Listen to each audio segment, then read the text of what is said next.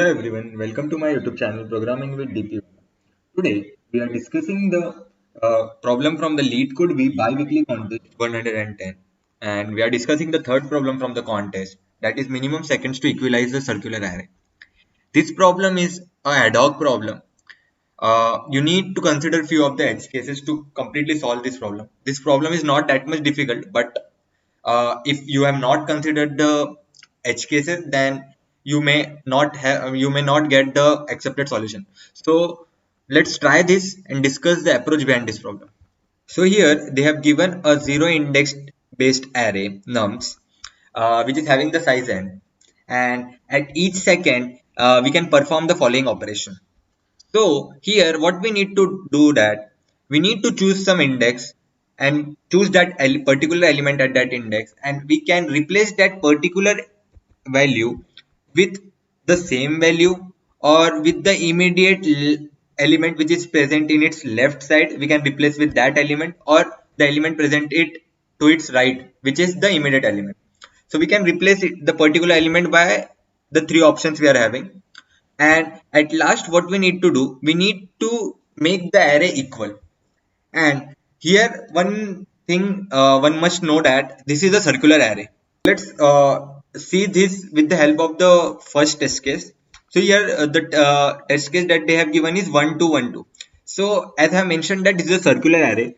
So suppose if you want to replace this one, so if we want to make the entire element of the array with 1, so what we can do, we can replace the last element with 1 and its immediate right element with 1, and the element itself with 1.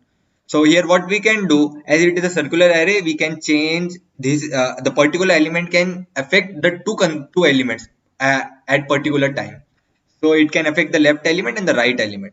So here we can see that here the operation that we can perform is that we can choose this one, we can replace the immediate right element with 1, that is 2, and immediate left element, as it is circular array, the left element is this last 2. So at first operation we get 1 1 1, and as I mentioned that here one is there and another one is also there, so it will ultimately change the, it will not change anything, because we have ultimately the first element had affected the right and the left element. So we got the entire array of only element which is 1.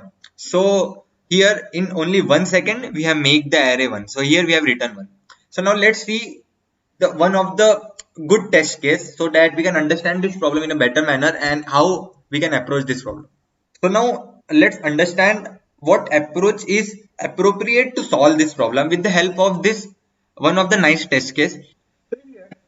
What we can do is that let's first consider that we need to make the entire element of the array to 1, because because here only three distinct elements are present, that is 1 2 and 3. So to make the entire element of array with 1, is what we can do is that here 1 is present, so we can change the immediate left, that is 2 and 3.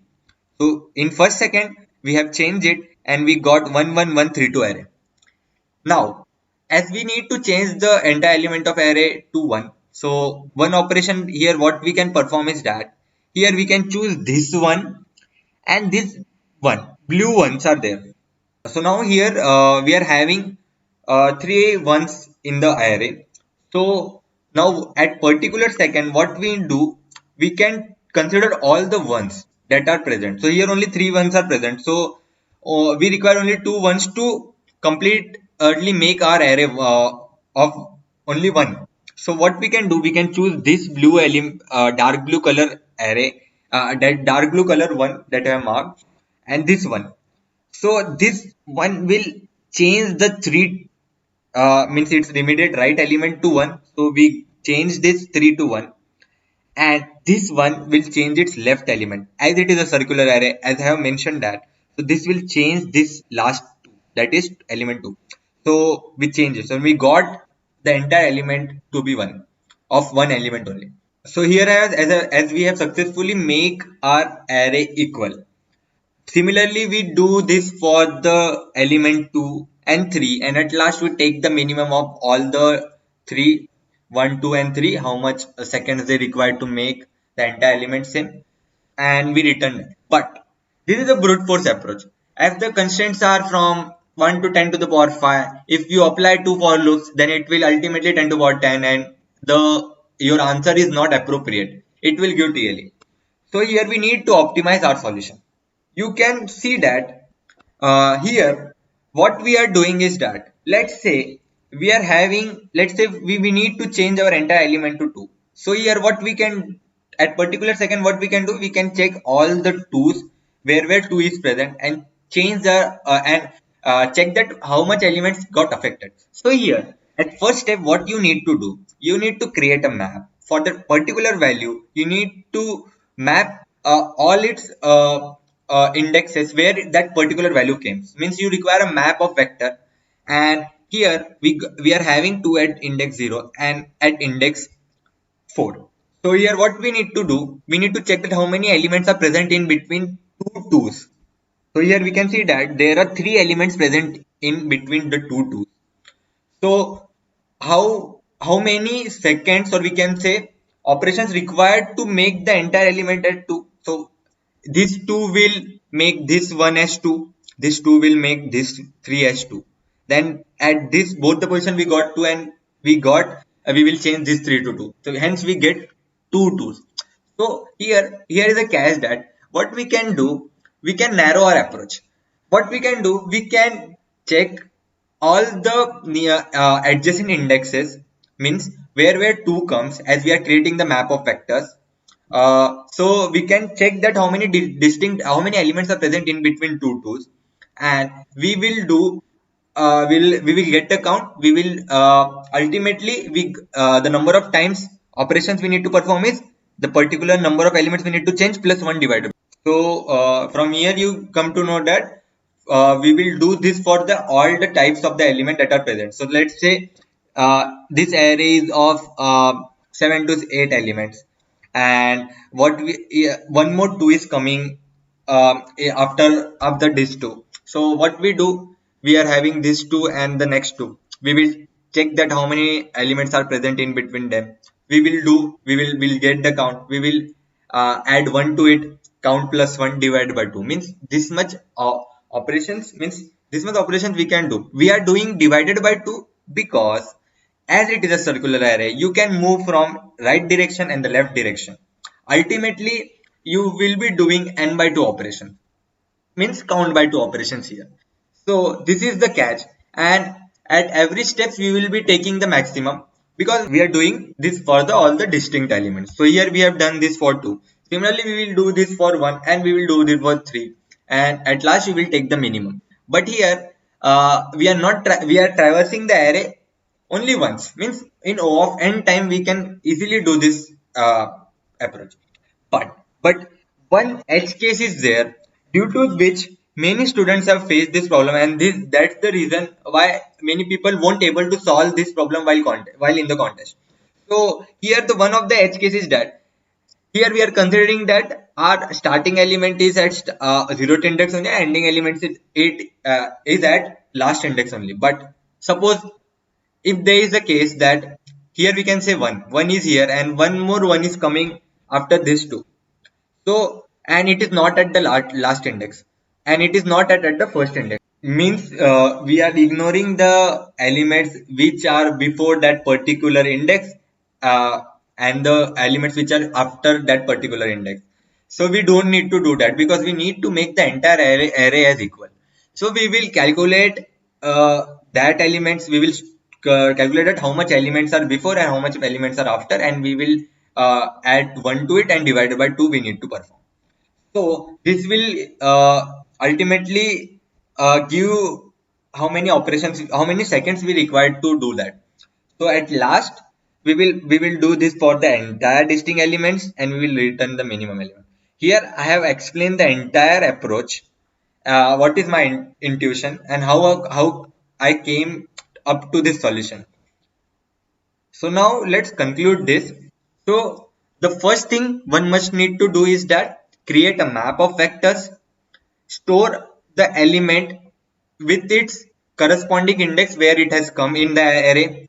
So we need to create a map of int comma vector. So at particular value, we will traverse to that vector and we will check the adjacent indexes. Suppose 2 is here, 2 is here. So we got 0 and 4. We will check that how many elements are there divided by 2. Similarly, plus 1 I have mentioned because there is might be a case that here 3 elements are present. Suppose there might be a case that there are even number of elements are present, 4. So to generalize it, we have added 1. And at fourth point, I have considered the edge case. So edge case is that suppose element is here, we need to consider the before elements which are coming before it and the elements which are coming after it. If suppose the second index where that element is coming is not at the last index, so we need to consider that and include that into a solution. So at particular value, we will consider all the maximum. We will check the maximum seconds we need to require to make the array elements equal. And at last, we will take the minimum of all the distinct elements, because in map we are storing the entire distinct element, that is 2, 1, 3. So we will do the operation for 2, 1 and 3, and last we will return the minimum value. Hope you understand the problem and approach behind it. If you are still facing any problem, then read these 4 points that I have written. Hope this will be helpful, and consider this test case and create your own test case and apply all this operation on that. This problem is not that much difficult, but only the last test case that I have mentioned, that suppose the element is not present at the 0 index, it is present somewhere else, and its last index is not the element is not coming at the last index, it may be in between somewhere in the array. So at that time you need to consider the elements which we have not considered. So this is the reason why the acceptance rate is not that much good for this problem, but hope this approach is helpful and you got the approach. Now try to write the code by yourself only, so that you can get the good hands on this type of ad hoc problems. And I will suggest that to master this ad hoc type of problems, you need to practice more and more, because the more number of problems you solve, you will get the intuition quickly. So try more ad hoc problems. Try getting the solution by getting the test cases, because many a times we do not see the test cases. As the 3 test cases they have given, it is considering all the things. Just you need to see where we are lagging and what edge cases we need to consider.